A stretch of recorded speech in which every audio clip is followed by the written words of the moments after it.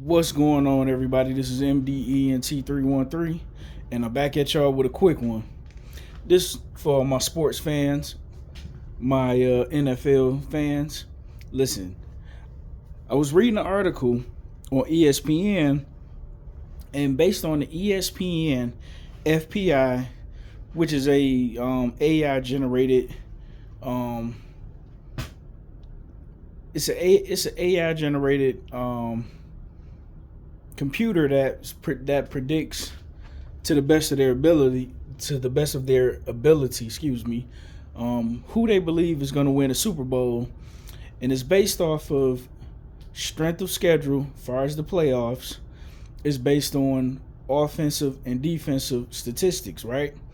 Of course, you can never factor in the human aspect of it from the perspective of a possible injury, basic human error, your clutch gene, if you miss a clutch pass or you fumble or interception or, things of that nature, anything that's human related, right? Just based off solely statistics and strength of schedule. And these are the three teams rated the most likely to win the Super Bowl, right? And I'm going to start with the lowest and go to the highest, right? The lowest was the Kansas City Chiefs. The Kansas City Chiefs were given a 11.1% chance to win to three-peat, right? Based on strength of schedule, offensive and defensive statistics, right? Now listen, we know that Patrick Mahomes right now, even though he is not showing statistically, he has been the past 5 years since Tom Brady has retired. Patrick Mahomes, as much as I can't stand him, has been the best quarterback in the NFL, right? You can't always judge a person's importance and skill set solely based on stats, and here's why, right? Even though statistically, Lamar Jackson is having a better season than Patrick Mahomes, even though statistically, Josh Allen is having a better season than Patrick Mahomes, Jared Goff as well, right? The thing is, when the chips are on the line and the money is on the table and it's time for somebody to make a clutch play, out of all the quarterbacks, right, we have seen time and time again that Patrick Mahomes can make that play. So it's a certain level of fear on the field when he's there, right?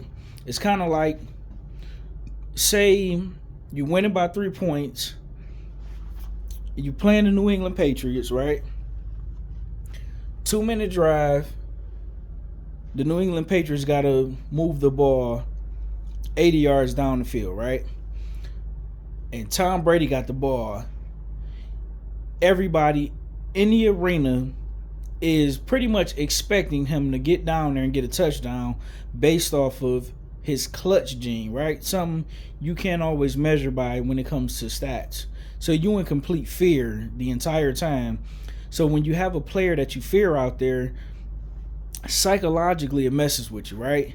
It mistakes that you typically as a defense wouldn't have made all season long, you might make it in a big moment like that, playing a big-time clutch player like a Tom Brady or a Patrick Mahomes, right?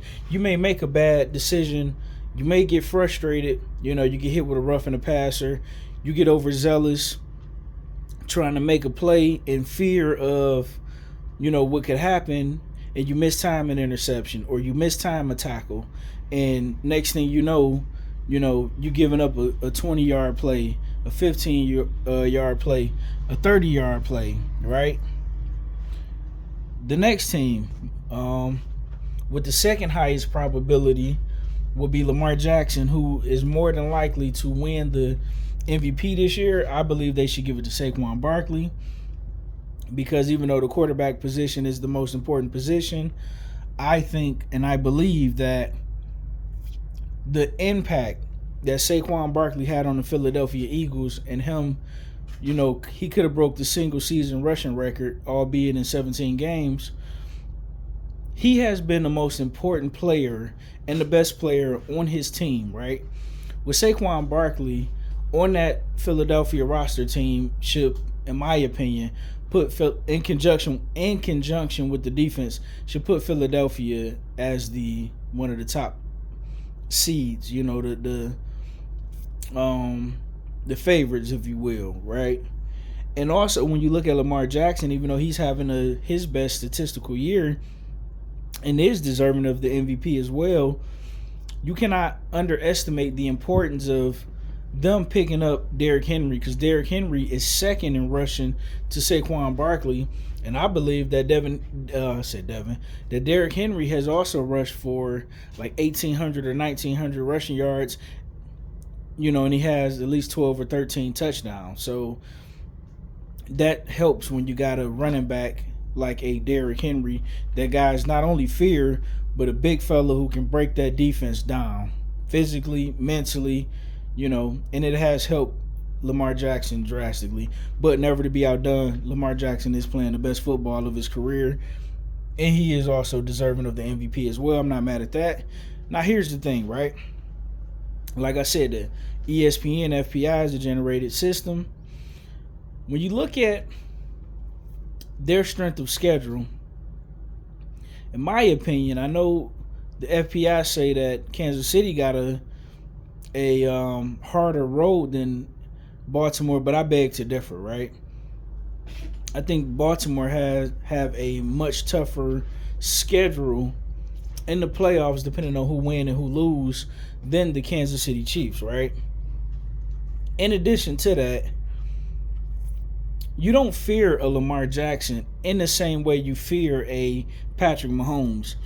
You fear Lamar Jackson that he can take off on you, he can run. And yeah, you know, Lamar Jackson has gotten better with his passing. The thing with Lamar Jackson is, after his first read, I'm not seeing the second and third read.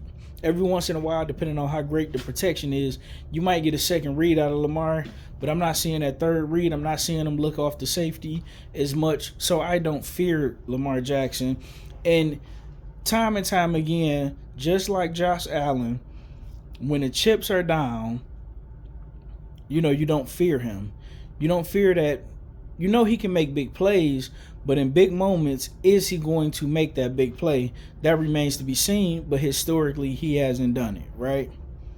Now, last but not least, or first, is my Detroit Lions, right? We playing the best football of our lives. We should have went to the Super Bowl last year. I don't blame that on head coach Dan Campbell. I blame it on Jared Goff going into that. You know, in the second quarter, we was on the goal line. Jahmyr Gibbs was wide open. Jared Goff missed him in the end zone. Had Jared Goff made that throw, we up not 17 points, but we up 24 points, I believe. And that's the nail in the coffin for the San Francisco 49ers. So I got to put that one on Jared Goff. Secondly, coming out of that half, Jahmyr Gibbs fumbled right away.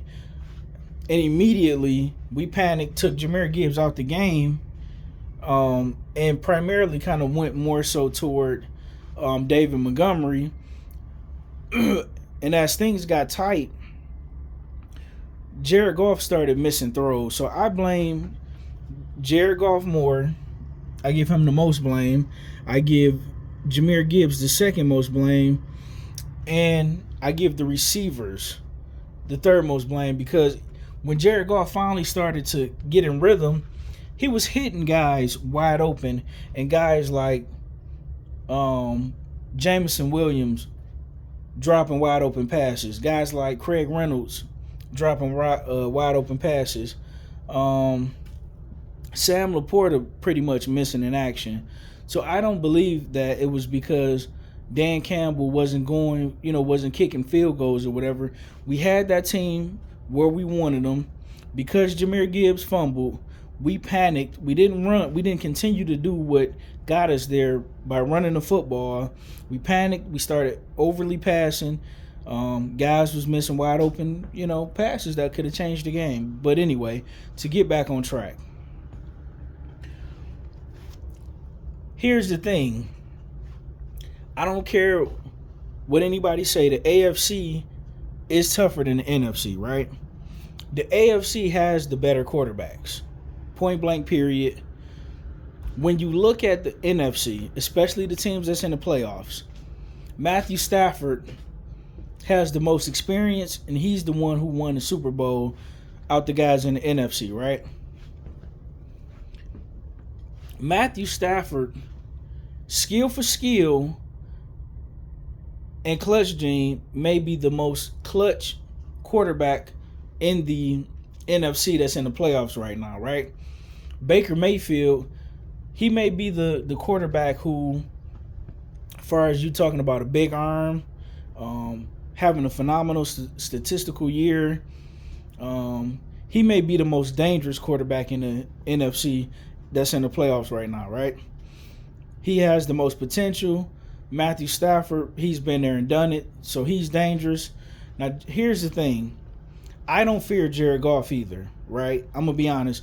Even though he's my quarterback and I'm rooting for him and I believe he'll find a way to get it done, history has also shown that Jared Goff, in big moments, you know, he hasn't been able to get it done. He hasn't been able to calm his team down, put the level of fear in the defense, and, you know, make plays when plays needed to be made. Jared Goff, he also don't run at all. Every once in a great while, if there's nobody in the vicinity, he might run for a first down, but it's so far few and in between that you don't alter a defense just based on Jared Goff's, you know, his, how can I put it? He's not a big arm quarterback. In addition to that, he don't run. So he's stationary. Guys need to be wide open because he isn't really throwing guys open. And the running game has to be effective because if you can force the Lions into a more of a pass-heavy game plan, then we are in trouble, right? If you can jump on the Lions, and the Buffalo Bills showed that not many teams can do it because not many teams have the personnel to do it. But if you can do it, if you can jump on the Lions, put us in a situation where Jared Goff is the one that have to beat you as opposed to the running game, then I don't believe that Jared Goff can get it done. He can't get on his Peyton Manning, his Drew Brees, his Aaron Rodgers, or his Tom Brady bag and just nickel and dime you to death, short play you to death until the big play becomes available. You know, you don't fear Jared Goff for that, which is why the Los Angeles Rams traded him for Matthew Stafford. Now, Matthew Stafford can do that because he's extremely accurate. Now, the team I fear most, back to the Lions. Before I get over to the team I fear the most, the Lions were given a 24.6% chance of winning the Super Bowl. FPI, based on strength of schedule, based on offensive and defensive statistics, Detroit Lions have the highest rated probability to win the Super Bowl. I'm excited about that. They're my Detroit Lions, and, you know, probably based on strength of schedule. But here's the thing, right? It's two teams in the NFC that I completely fear, right? I fear the St. Louis Rams because they have the offensive personnel to do what I just said. They have a phenomenal running back in Kyron Williams, two deadly receivers in Puka Nacua, as well as Cooper Kupp, who can run up the score and put the Lions in a situation where they have to beat you with the pass. And if that happens, the Detroit Lions are in trouble because on defense, one of the Rams' greatest strength is the fact that their defensive line is absolutely amazing. Rookie, what's his name? Defensive, he probably gonna be the defensive rookie of the year, but Jared Verse, defensive end for the Los Angeles Rams, is absolutely amazing this year. From Florida State, also his defensive tackle partner who played at Florida State with him, and Brandon Fisk. So the Los Angeles Rams defensive line is nothing short than amazing. They really would have been lethal had Aaron Darnold not retired, but they have one of the best defensive lines. So that's a recipe for disaster. I do not want to play the Los Angeles Rams. I hope Minnesota beat the Los Angeles Rams. Last but not least, the Philadelphia Eagles, right? They too have the recipe to dethrone the Detroit Lions. Reason being is they have a good running game with Saquon Barkley, so they can play keep away with the offense. Secondly, quarterback Jalen Hurts is a runner himself. That's a recipe for disaster because it forces your defense in a position where you have to leave a linebacker to spy on Jalen Hurts. Last but not least, I believe the Philadelphia Eagles, next to the Kansas City Chiefs, has the best defense in the playoffs. Well, Pittsburgh as well, Pittsburgh as well. So, like I said, that's a recipe for disaster. Team I don't want to play. I don't fear the Eagles, even though their record is better and their overall team is better than the Rams. I don't fear them as much because I don't fear Jalen Hurts outside of running the ball. I don't fear him as a passer. In addition to that, he's coming off of missing 3 games. So he is coming in cold. They possibly on an upset alert. So I'm hoping Minnesota beat the Rams, and I'm hoping whoever the Eagles play dethrone them. So listen, let me know what you think about the FPI. Who they rated as the top 3 teams to make it to the Super Bowl. Once again, the Kansas City Chiefs at 11.1%. The Baltimore Ravens at a 14.7%. Detroit Lions at a 24.6%. Let me know what you guys think in the comment section. Like, share, and subscribe.